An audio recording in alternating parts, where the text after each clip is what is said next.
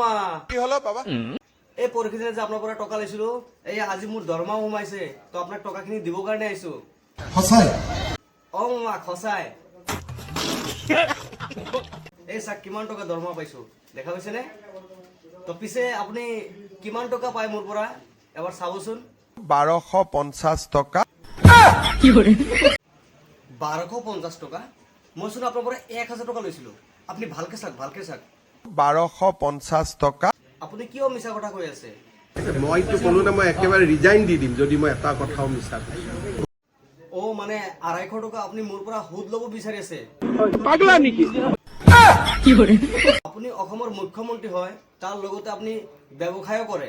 এই কথাটো কিন্তু আজি প্ৰমাণ পাই গৈছো আপুনি মোৰ পৰা 250 টকা নললে নহয় না মামা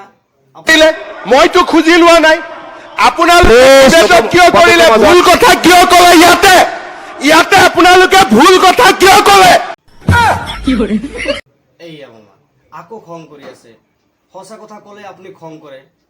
কিয় মোৰ পৰা সুদ খাই আছে 250 টকা আপোনাৰ পৰা মই 1000 টকা লৈছো বেগ কিনিবৰ কাৰণে ল'লো 500 টকা আৰু চেণ্ডেল কিনিবৰ কাৰণে ল'লো 500 টকা আপুনি মোৰ পৰা 250 টকা নললে নহয় নে মামা আপুনি মিছা কথা কৈ আছে এনেকুৱা মিছা কথা ক'ব নাপায় নহয় মামা আচ্ছা ৰ'ব মোৰ ল'ৰাক সোধো